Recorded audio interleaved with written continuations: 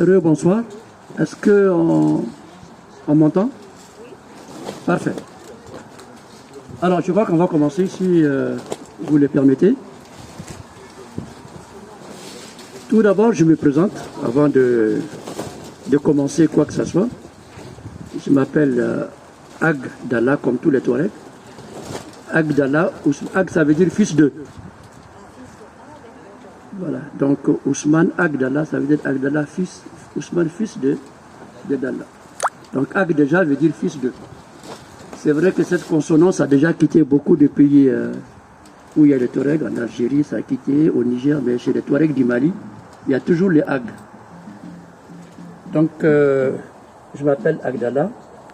C'est vrai que je suis un chercheur docteur, mais pas historien. Donc, d'avant, je ne suis pas historien. Alors, je viens aujourd'hui intervenir en tant que chercheur en sciences sociales, c'est vrai, dans d'autres domaines qui n'est pas l'histoire, mais je viens surtout en tant que Touareg, 100% Touareg. Mère et père, Touareg, et grandi dans le milieu Touareg, commencé à aller à l'école dans le milieu Touareg jusqu'à un âge avancé, j'étais encore dans le milieu nomade, dans le milieu Touareg. Donc c'est à ce titre-là que j'ose donner une conférence. Donc en présence de tous les jeunes qui sont aussi des Touaregs comme moi, ils vont compléter les parties plus modernes parce que je vais aller dans l'aspect un peu plus ancien. Donc je parlerai d'abord des Touaregs dans leur essence. Le mot Touareg, d'où ils vivent, comment ils étaient, et peut-être que les jeunes vont compléter les Touaregs modernes, qui sont français aujourd'hui. Voilà, donc ça c'est la partie présentation. Alors pour aller directement, je vais diviser la conférence. D'abord, le principe de la conférence est la suivante. Ce n'est pas une conférence au sens recherche ou étymologique du mot. Je vais juste planter le cadre, donner un aperçu général de la conférence pour servir de base de discussion et de cautionnement. Et à partir de cette base et l'aperçu général, ça sera alors en bâton rompu une discussion, des commentaires, discussion qui sera entamée avec le groupe. Et là, toutes les questions, si les Touaregs sont les bienvenus. Si je n'ai pas pu répondre, les jeunes peut-être qu'ils seront habilités à compléter. Donc c'est comme ça les principes. Donc je vais déjà commencer par donner l'aperçu général. D'abord, il faut comprendre que les Touaregs appartiennent au grand groupe des Berbères. Les Berbères, c'est un grand ensemble qui existe un peu partout dans le monde, hein. Au Maghreb, en Afrique du Nord, aux îles Canaries, même en Espagne, dans le Sahara bien sûr. Alors les Touaregs est une composante berbère qui habitent dans le Sahara central. Alors il faut noter que bien que les Touaregs soient une composante berbère, peut-être que ce n'est pas tous qui sont au courant qui sont berbères. Parce que nous sommes certes des nomades, mais nous ne sommes pas comme les nomades qu'on voit ici qui voyagent de l'Italie en Israël. Non, nous sommes dans un petit espace géographique dans lequel on déménage. Donc le Touareg du Mali n'est pas au courant qu'il est berbère, par exemple, s'il n'a pas voyagé. Et le Touareg du Maroc, qui est berbère, ne sait pas que lui aussi est un autre berbère. Donc les origines des Touaregs, ce sont des berbères. Et les berbères, on connaît leur histoire.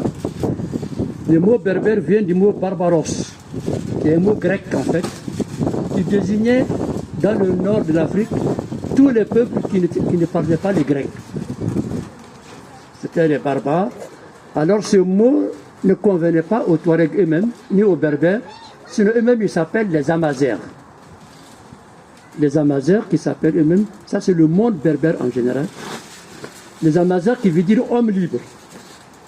Ils existent dans l'Afrique du Nord, au Maroc, en Algérie, en Libye, en Algérie bien sûr, au nord du Mali, au nord du Niger et même au nord du Burkina Faso. Donc toute cette entité-là est habitée par des berbères. Alors ça c'est le mot berbère en général. Ils sont très anciens. Les berbères sont depuis les temps grecs. La preuve en est que l'écriture berbère qui s'appelle le Tifinagh, qui est aujourd'hui écrite au Maroc, qui est appelé les Tamazerk au Maroc, qui est appelé les Tamashek chez les Touaregs, et qui est appelé aussi les Tamazra dans le Hogar. Donc l'appellation dépend de la zone où on est. Ça, c'est le monde berbère en général.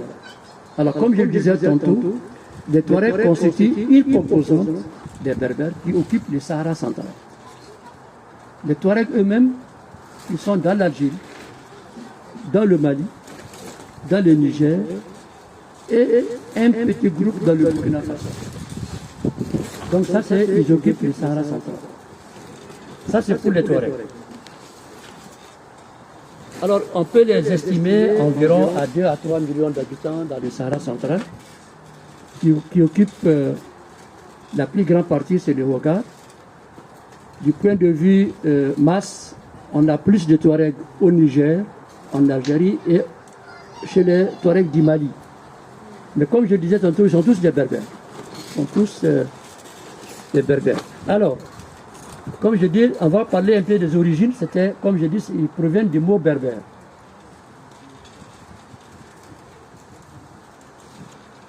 Je vais donner des exemples de berbères qu'on connaît.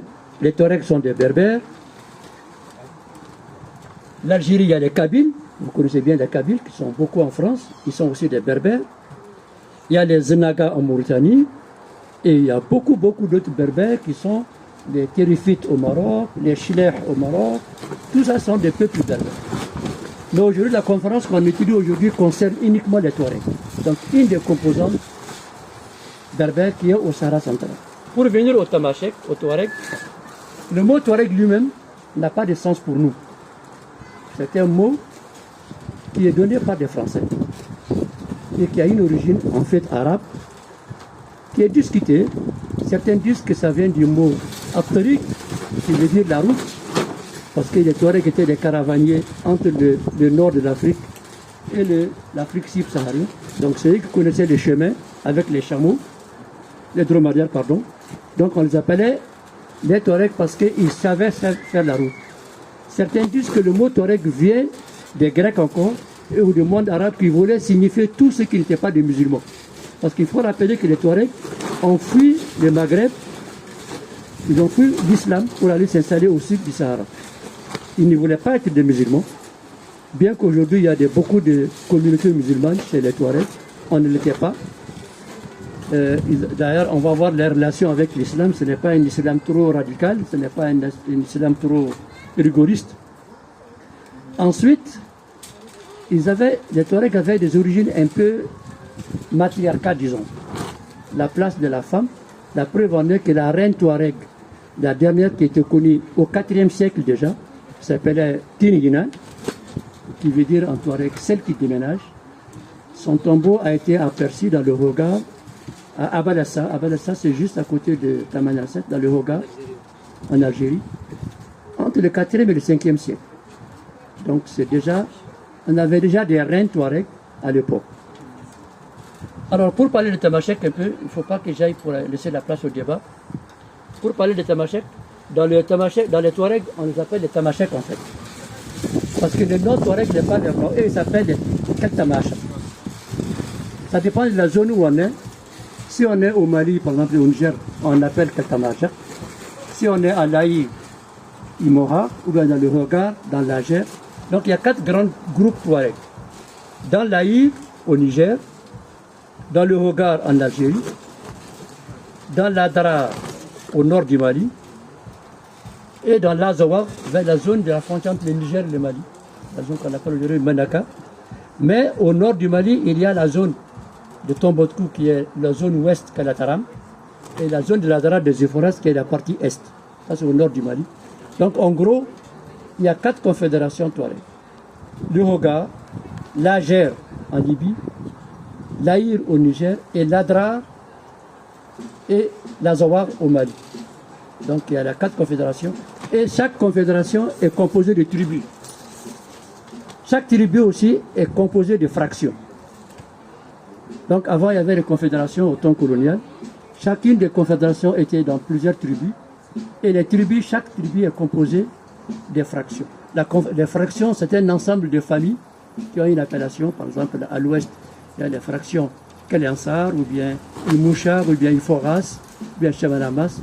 Donc ce sont des fractions du Conseil des tribus.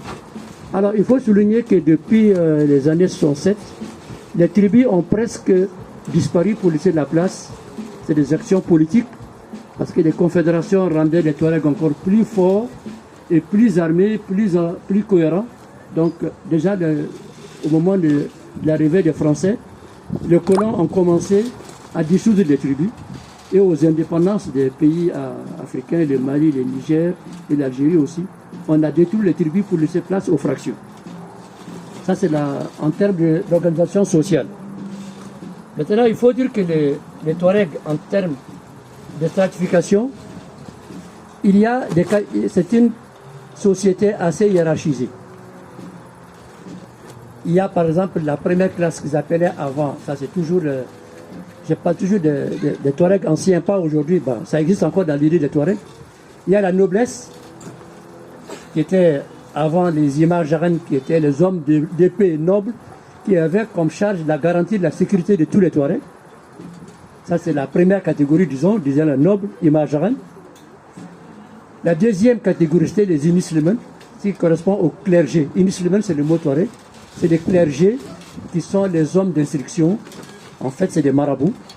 C'est des gens qui donnaient même les médicaments pour aller en guerre.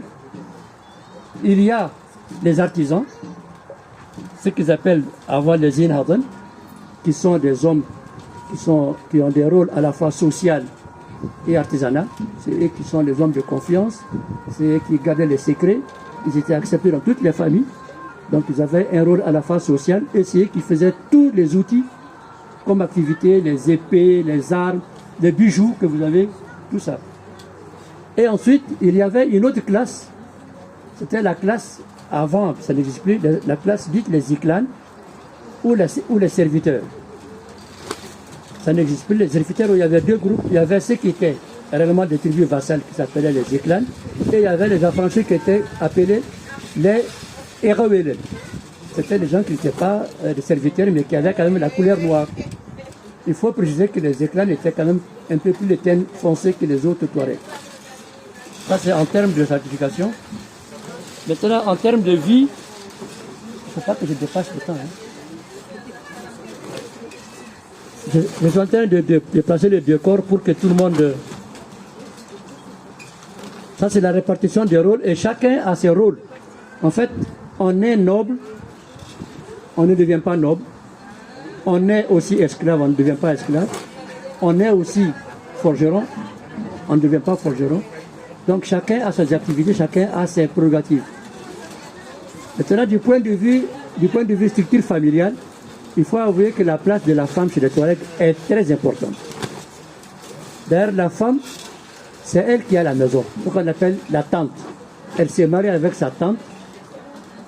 Elle vient avec tous les matériels de la tante et le jour que le mariage n'est pas, elle défait la tante, l'homme reste sans tante. La tante c'est la maison. Donc la maison et ses outils, tout le matériel appartient à la femme. Je vais exagérer pour dire que dans le milieu Touareg, il était interdit. Je disais que dans le milieu Touareg, il était interdit de toucher physiquement ou d'insulter à une femme. Donc, et ensuite l'éducation des enfants et toute la culture appartenait aux femmes. J'avais dit tantôt qu'avant les Touaregs étaient matriarcats. C'est l'islam qui a introduit la notion de patriarcat chez les Touaregs. Parce que ce n'est pas tous des musulmans. Ils n'ont pas... Il n'y a que 2 ou 3 communautés qui sont des musulmans. Tout le reste ne sont pas des musulmans. Ils sont certes d'obédience musulmane, mais pas des grands musulmans quand même. Ça c'est en gros. Ensuite, qu'est-ce que je veux dire sur les... Alors, l'économie Touareg est basée sur l'élevage. Toutes les activités tournaient autour de l'élevage, les cheptels, les dromadaires, les vaches, les ovins, les caprins. Donc, toutes les connaissances étaient liées autour de l'élevage. Et donc, il fallait chercher des pâturages, les points d'eau, pour abreuver les bêtes et pour chercher les pâturages.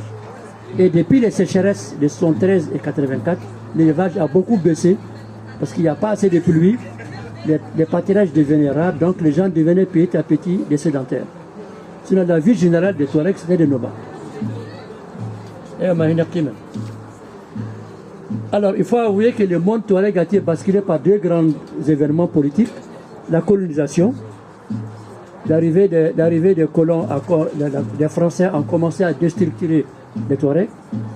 En plus, les indépendances, encore dans les pays-États, ils n'ont pas été intégrés, ils n'ont pas bien compris les structures étatiques. C'était des nomades qui transhumaient entre l'Algérie, le Niger, le Mali. L'arrivée des frontières, l'arrivée des indépendances n'ont pas été faciles à comprendre pour les Touaregs au départ. C'est ça même d'ailleurs l'origine de beaucoup de problèmes des États nouveaux avec les Touaregs. Ça c'est en gros les problèmes politiques, donc les sécheresses aidant.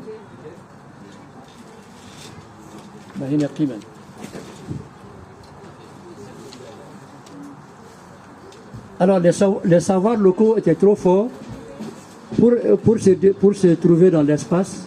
Les Touaregs étaient maîtres de leur espace. Ils étaient géographiquement bien installés. Ils se dirigeaient en général avec la température. Et ensuite, la vie était très difficile, donc il fallait s'habituer à vivre avec la condition climatique. La nuit, ils voyageaient en général sous les étoiles. Ils connaissaient tellement le relief et le climat que même s'ils touchaient du sable, ils peuvent savoir où il est en pleine nuit. Donc maintenant, avec les problèmes de modernisation, les gens ils ont commencé à trafiquer leurs chameaux, les dromadaires avec des 4x4.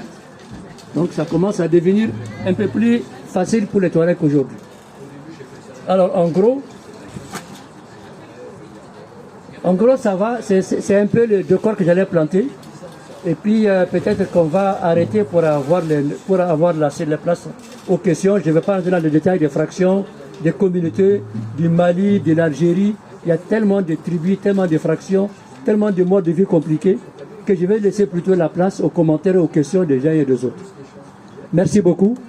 Et les questions sont ouvertes et les commentaires aussi, au besoin. Merci beaucoup. Oui. Oui, bonjour. Oui, bonjour. Donc j'avais pas entendu tout à l'heure déjà. Il me semblait qu'effectivement en Mauritanie, il y avait aussi énormément de. Vous aviez cité la Mauritanie aussi en. Il y avait beaucoup de. Oui, parmi les Berbères, pas les Touaregs. Les Berbères. Et moi, je voulais savoir parce que j'ignorais totalement qu'il y avait effectivement des Touaregs déjà sur Rennes. En tout cas, la communauté de Touaregs. Oui, voilà, exactement. Et surtout, en France, à peu près, est-ce qu'on peut un peu dénombrer le nombre de communautés qui existeraient, combien de familles sont concernées, etc. Est-ce qu'il y a une organisation spécifique, enfin, est-ce qu'il y a des rassemblements Voilà, c'est tout. Bonne question.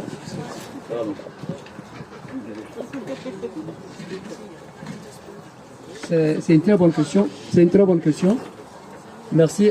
En fait, je parlais de Mauritanie en termes de berbères. J'avais dit au départ que les Touaregs est une composante berbère. Et qu'il y a des berbères en Mauritanie. Ça ne veut pas dire que les Touaregs. Donc, c'est comme si je disais, vous savez que les Français, je ne vous apprends rien, ils sont dans la communauté latine. Mais ils sont quand même français. Mais la grande agglomération, c'est les peuples latinos, germaniques, c'est pas moi. Donc, les berbères qui sont en Mauritanie ne sont pas des Touaregs. On les appelle des Zennaga. La deuxième question, c'est que la plupart des Touaregs, aujourd'hui, les villes françaises, la plupart, il y a au moins une petite communauté de Touaregs. Particulièrement Angers, Lyon, Angers, il y en a assez, à Rennes, Lyon, Paris, Marseille. Il y a à peu près dans Dijon, surtout Dijon aussi, j'ai vu un gros lot. Mais chaque année, il y a ce qu'ils appellent, il y a une diaspora Touareg. Cette année, ils ont fait la fête il n'y a pas longtemps. Juste le 14-15 juillet en Normandie. Donc il y a une organisation assez importante qui s'appelle la diaspora, où tous les Touaregs se retrouvent chaque année. Et même je crois en Bretagne, il y a aussi un groupe Touareg qui fait chaque année quelque chose.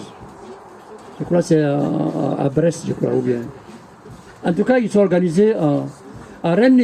On peut vous dire le nombre, parce qu'on se connaît tous ici. On n'est pas assez nombreux, mais il y a quand même Il y a une bonne vingtaine, une bonne trentaine. Ah ben c'est pas quand même 1000, hein, non, pas encore. Mais on espère que ça va augmenter avec les Bretons, parce qu'on a des affinités avec les Bretons. Les Touaregs sont beaucoup proches. D'abord, ils ont un caractère un peu rebelle, comme les Bretons. Ils ne disent pas qu'ils n'aiment pas, ils sont toujours prêts pour protester. On voit que quand il y a à Rennes des manifestations, à Rennes est la plus grande partie où ça chauffe là. Ah ben nous on est comme ça aussi. Oui, pour rebondir sur la question qui avait été posée tout à l'heure, vous avez parlé de diaspora et aussi d'organiser tous les ans, je crois, une réunion un petit peu sympathique certainement. Est-ce que vous avez aussi posé, je dirais, un peu des bases d'une grande association ou d'un grand regroupement de tous les Touaregs? Est-ce que vous avez déjà un petit peu institutionnalisé quelque chose ou alors c'est simplement laissé au bon vouloir des amitiés associatives et autres à travers les pays? Très bien, c'est la même question. En fait, la diaspora, c'est une association reconnue par la France. Et elle regroupe tous les Touaregs en fait de l'Europe. Mais le siège est à Lyon. Le président même de la diaspora Touareg réside à Lyon, Abdullah Ibn Laden. Et ensuite, chaque année, il y a une grande rencontre qui est officielle, qui s'est faite, je crois, à Évreux, c'est ça? C'est les 2 dernières années, parce que moi j'ai assisté à l'année dernière, cette année je n'ai pas pu assister. Donc c'est bien organisé, c'est bien structuré, c'est tout le monde qui se retrouve, oui, ça se retrouve parfaitement. Je suis content que ce soit la dame qui pose des questions. Et en général c'est sur 2 jours.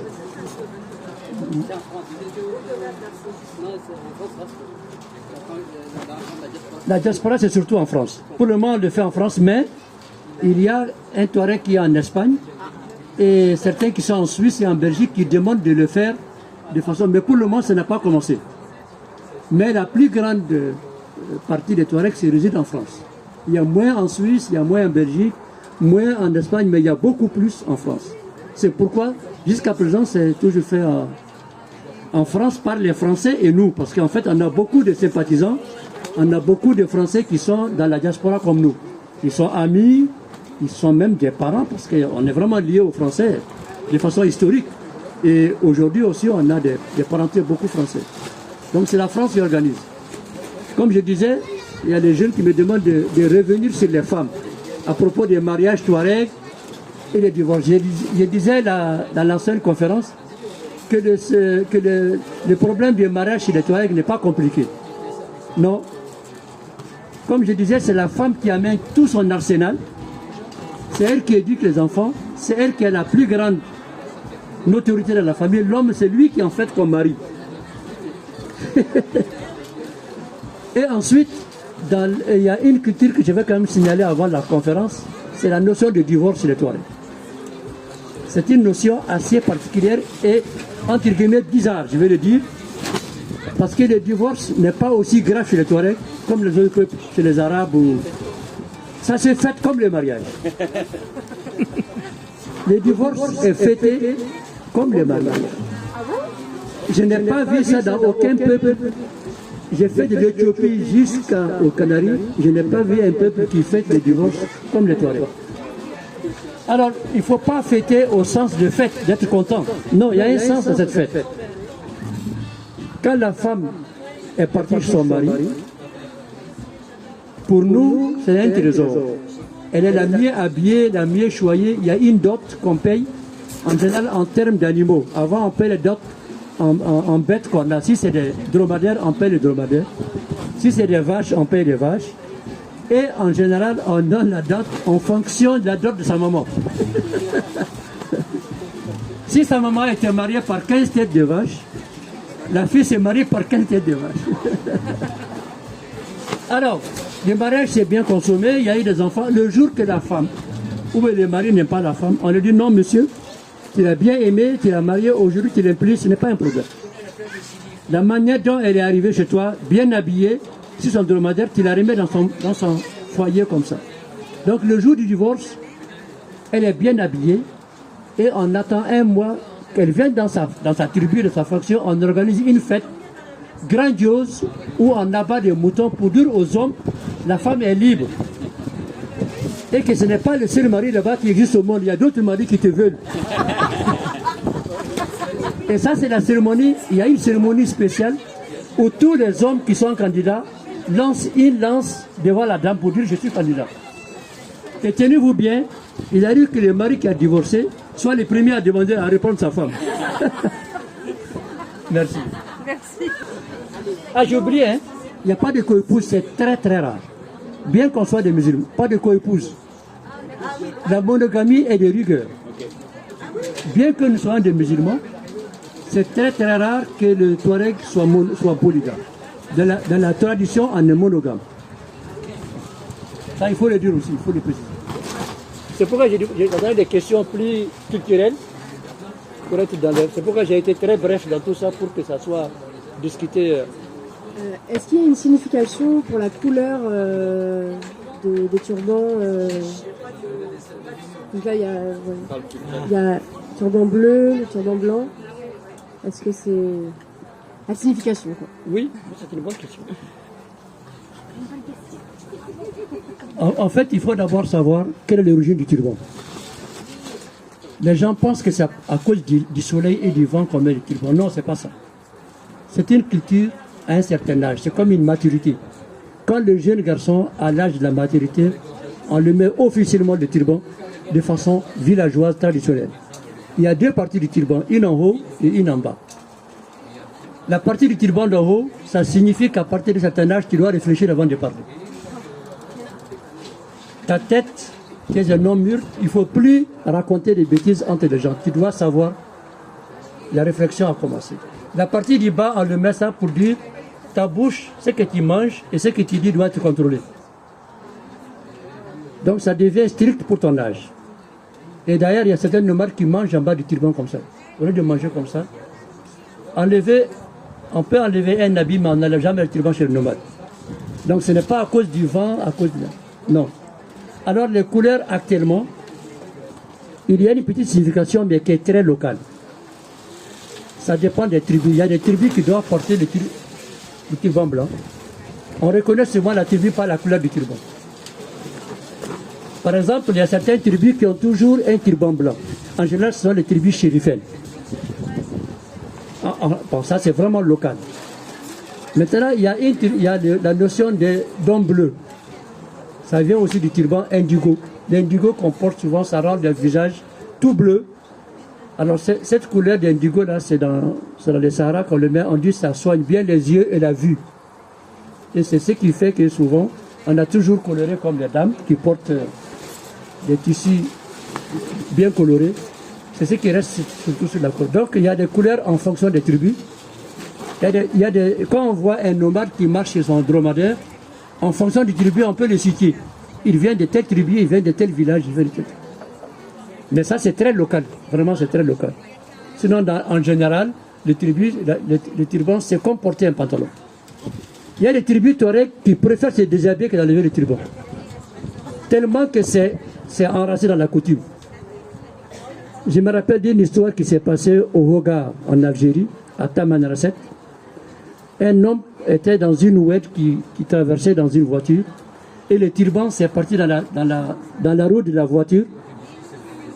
Il a préféré suivre son turban jusqu'à ce qu'il a presque pu se noyer à cause du turban. Parce qu'il y avait des dames qui regardaient le turban, il n'a pas enlevé le turban.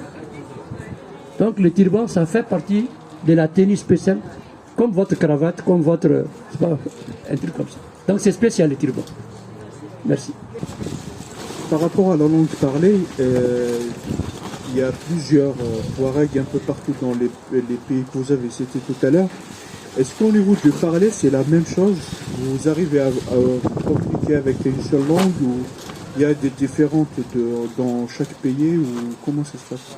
Très bonne question. Merci. C'est également une très bonne question parce que, en fait, il y a une base. D'abord, comme je disais au départ, le monde d'abord c'est un monde berbère. Moi, je comprends des mots kabyles. Voilà, quand ils zouzou, j'étais avec les Kabyles. Quand vous parlez doucement, par exemple, on dit Elle. Elle chez nous, Elle c'est ma fille, chez vous c'est ma fille. Vous dites Agroum pour dire le pain, nous Agroum c'est le foie. Donc, il y a des bases solides qui sont ensemble dans tous les dialectes des Touaregs. C'est vrai que chaque région a des consonances et a une manière de l'appeler. Par exemple, dans le Hogar, on appelle Imouha. À Menaka, on dit Imoucha. C'est les gens qui deviennent Ha. Chez nous, on dit Imajra. Donc, et à la base est la même, bien qu'il y ait des consonances différentes. Donc, on se comprend de façon générale, mais il y a beaucoup de variantes. Sauf peut-être l'Aïr au Niger. Ils ont vraiment un Touareg, un langage assez prononcé, un peu plus compliqué à comprendre. Donc, on comprend les tarifites un peu, les tichlehites, les kabyles. Donc, pour dire que même les tamazères, en général, se comprend à forte raison les Touaregs. Parce que n'oublions pas que les tamazères, c'est la langue berbère en général. Voilà. Donc, il y a vraiment de compréhension. Et c'est ça, d'ailleurs, qui a manqué chez les Touaregs, qui fait qu'il y a une partie au Niger, une partie au Mali, une partie en Algérie, une partie en Libye. Donc on n'a pas un État Touareg. On n'a jamais eu une nation. Parce que le Touareg de la Libye, il est en Libye, il parle son Touareg. Le Touareg algérien, il est en Algérie. Donc on n'a pas cette notion d'État. Et on n'est pas nomade au sens kilométrique du terme. On est des petits espaces de nomadisme. On ne se connaissait pas. Mais on a la même culture, les mêmes dromadaires, les mêmes manières de voir et les bases du langage. Mais ce n'est pas les mêmes. Il y a quand même des variantes. En gros, il y a des variantes. Mais en gros, c'est la même chose. Ça, c'est mon frère. Les A. Amazir, ça. Amazir. Ça, c'est le drapeau. Ça, c'est le drapeau berbère. C'est l'Académie berbère de Paris qui l'a créé. C'est l'Académie en 1998. Donc ça c'est les A. Donc c'est la même chose. En fait, ça dépend vraiment des endroits. Parce que vous voyez, Amazir chez nous, c'est un campement nomade. Un terroir. Amazir, c'est le féminin d'Amazir. Or chez vous, le Tamazra, c'est la Dès que ça commence avec T, c'est féminin. C'est féminin. Ah, ça c'est intéressant à savoir. Tous les langages touareg, le féminin commence par T.